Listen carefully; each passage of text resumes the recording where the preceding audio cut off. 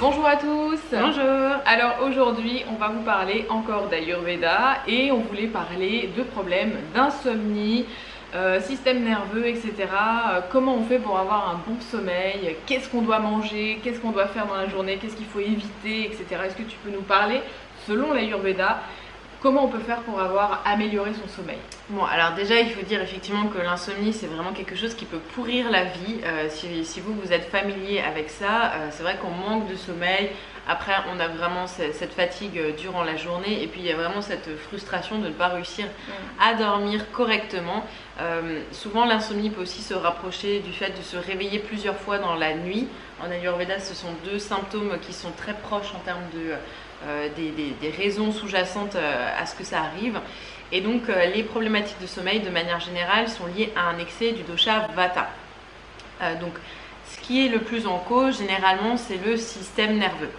Donc quand on a des problématiques d'insomnie, c'est le système nerveux qui n'arrive pas à s'apaiser, on n'arrive pas à se calmer et donc du coup c'est vrai qu'on peut avoir le mental qui tourne, etc. En fait, une sorte de vigilance qui est toujours là et qui ne devrait pas être là au moment de l'endormissement. Deuxième facteur aussi, ça va être les problématiques liées à la glycémie. S'il y a des personnes aussi qui se réveillent en pleine nuit pour manger, pour pouvoir se rendormir ou qui ont besoin du fameux pré-dodo dont j'ai appris l'existence il y a peu de temps, généralement voilà, c'est qu'il y a des problématiques au niveau de la glycémie et ça peut effectivement vraiment troubler beaucoup le sommeil. Après, il y a aussi les excès de sport. Des personnes qui font trop de sport, qui sollicitent trop le système nerveux, ça peut aussi exciter un petit peu et empêcher de dormir. Donc le sport c'est bien, mais l'excès ça peut provoquer l'effet contraire. Je ne sais plus comment ça s'appelle ce terme, les muscles qui se contractent involontairement pendant la nuit. Si ça vous arrive régulièrement, c'est possible que vous pratiquiez en fait trop de sport. Un autre facteur aussi qui est vraiment quelque chose qui est lié à notre époque, ça va être l'excès d'écran et l'excès de cette fameuse lumière bleue. Alors ça encore une fois, ça sollicite beaucoup notre système nerveux et surtout cette lumière-là ressemble à la lumière du jour. On ne le rappelle pas assez quand même, hein, mais c'est vrai que ça envoie des mauvaises informations à notre corps qui pense qu'il fait toujours jour. Donc au moins 2 ou 3 heures avant de dormir, soit vous passez déjà tous vos écrans en lumière orange. Donc il y a beaucoup d'applications où on peut effectivement faire ça à la fois sur son smartphone et sur son ordinateur. Donc ça déjà c'est une première chose. Si vraiment vous avez besoin pour une raison X ou Y d'utiliser encore des appareils comme ça peu de temps avant de vous coucher, mais pour moi vraiment 1 heure au moins avant de se coucher, à la rigueur on passe sur un livre, on discute, on médite, on écoute de la musique, mais effectivement on arrête les écrans. Et ensuite, il y a le fameux repas du soir aussi qui est hyper important parce que ça dépend ce qu'on va manger le soir. C'est sûr que si on se fait une grosse raclette avec de la charcuterie et du fromage, je suis pas persuadée qu'on dorme super bien. Oui, c'est ça, ça va être la surcharge au niveau du système digestif, des aliments qui sont trop difficiles à digérer, qui vont vraiment plomber la digestion. Ça peut maintenir vraiment éveillé. Alors là c'est très important parce que ça peut être autant un repas riche en protéines animales, en graisses, etc., en repas lourd, le fameux tartiflette, voilà. Mais ça peut aussi être un excès de végétaux, de crus, de fibres qui sont longues à digérer aussi. Oui, voilà, c'est ça, c'est pas forcément que de la junk food, ça peut être le fait d'avoir mangé beaucoup trop de crudités, ou même si on va manger clean, entre guillemets, il y a beaucoup trop de variétés sur le repas du soir. Donc tout ça, ça va entraîner en fait un travail supplémentaire sur le système digestif et si vous vous couchez 2 heures après avoir mangé, c'est sûr, vous n'arriverez pas à dormir correctement. Est-ce que tu peux nous donner peut-être un exemple de repas type qui aiderait à dormir le soir? Bon, alors déjà, effectivement, le soir, on ne va pas faire entrée, plat, dessert. On va plutôt manger cuit. Alors moi, je conseille une petite portion de céréales, mais pas forcément aussi grande que celle du repas de midi, plutôt un peu plus légère. Une protéine, donc alors là en fonction des profils, effectivement ça peut être du poisson, viande blanche, la viande le soir je conseille généralement pas trop parce que c'est excitant, c'est chauffant, c'est chauffant, oui voilà, donc ça va plutôt être un poisson d'eau douce avec effectivement des légumes plutôt cuits vapeur ou alors légèrement grillés, mais pas non plus trop, enfin voilà, pas de barbecue, ce genre de choses au feu où ça va encore augmenter le feu. Et si vous êtes végétarien ou vegan, par exemple du tofu grillé ou du tofu nature comme ça peut très bien aller aussi pour le soir. Et on ne prend pas de dessert. Ouais. On ne prend pas de dessert pour ne pas exciter la glycémie non plus. On peut finir effectivement le repas par une infusion digestive. Donc on peut prendre du fenouil par exemple ou de la menthe en infusion. Ça ira très bien aussi. D'accord. Et au niveau des épices, plutôt des épices aussi douces, rafraîchissantes, on va éviter tout ce qui est piment, le gingembre pour le soir. Alors là, ça va encore dépendre un petit peu des profils et de la saison. Parce que effectivement, si vous êtes dominante Pitta, donc feu en plein été, bien sûr, ça va être plutôt feu sur feu. Voilà, la coriandre, de l'aneth fraîche, du persil frais, du basilic frais, ce genre de choses.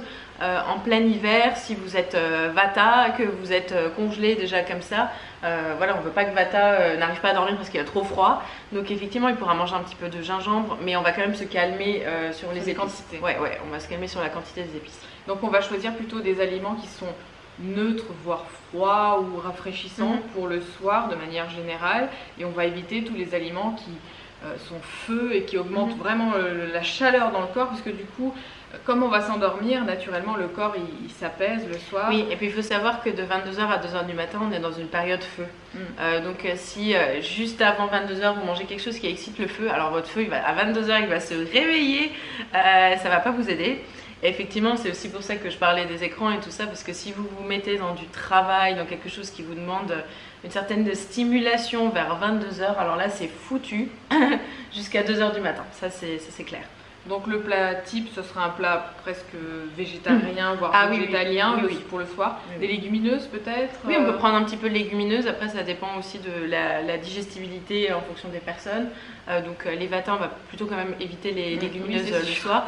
Mais Pitta et Kapha peuvent prendre des légumineuses le soir sans aucun problème. Et au niveau des graisses, plutôt de la graisse végétale. Oui, bien sûr. On va vraiment aller plutôt effectivement sur un assiette de type végétarien le soir. Ouais, graisse végétale, type huile d'olive, des choses comme ça. Oui, c'est ça. Et les oléagineux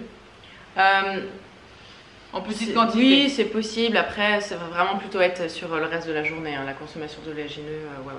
Ça peut être quelques amandes effilées pour décorer l'assiette, par exemple, mais on ne va pas se faire non plus de la purée d'amandes ou de noix de cajou en tartine ou quoi que ce soit. Et pour des personnes qui n'ont pas trop faim, par exemple, est-ce qu'un repas de fruits cuits ou quelque chose comme ça peut aussi Non, moi je conseille vraiment pas les fruits le soir pour des questions de glycémie, mais par contre un potage complet, donc avec des légumes, des légumineuses, et on va manger ça avec une galette de pain ou une tranche de pain ou quelque chose d'équivalent sans gluten, ça ira très bien. D'accord. Et donc le repas à surtout pas faire, tu nous donnes un exemple? Alors ça va être salade de crudité en entrée, pourquoi pas la pizza au chorizo, tiens. Pour le repas, tout ça arrosé bien sûr de beaucoup d'alcool, non, surtout du vin qu'on va mélanger, vin blanc, vin rouge bien sûr. Un café on va prendre de la glace, une glace en dessert avec du chocolat, de la crème chantilly et effectivement 1 ou 2 cafés plus le Dijon. Voilà, là vous avez le cocktail Molotov pour pas dormir. Voilà, là t'es sûr que tu dors très mal. Voilà, c'est ça. Ou alors t'es tellement assommé que... Mais c'est un sommeil qui sera pas réparateur. Oui, ce sera un coma digestif en fait, c'est tout ce que ce sera. C'est pas mal ça. Alors, en parlant du café aussi, boire trop de café dans la journée, ça peut aussi être excitant et empêcher de dormir le soir. Oui, bien sûr. Généralement, on prend plus de café après 14h. Ou si vous voulez, vous prenez un décaféiné bio, donc sans solvant. Ça c'est possible, bien sûr, il n'y a pas de souci. Ou une chicorée, voilà. Une chicorée. Comme moi je suis abonnée à la chicorée, j'aime. Bon, merci Christelle pour toutes ces précisions. Donc n'hésitez pas, on vous a fait une formation, vous pouvez aller cliquer en dessous, c'est une formation gratuite sur l'Ayurveda si vous ne connaissez pas. Et on se retrouve très bientôt pour une prochaine vidéo sur ma chaîne. Ciao.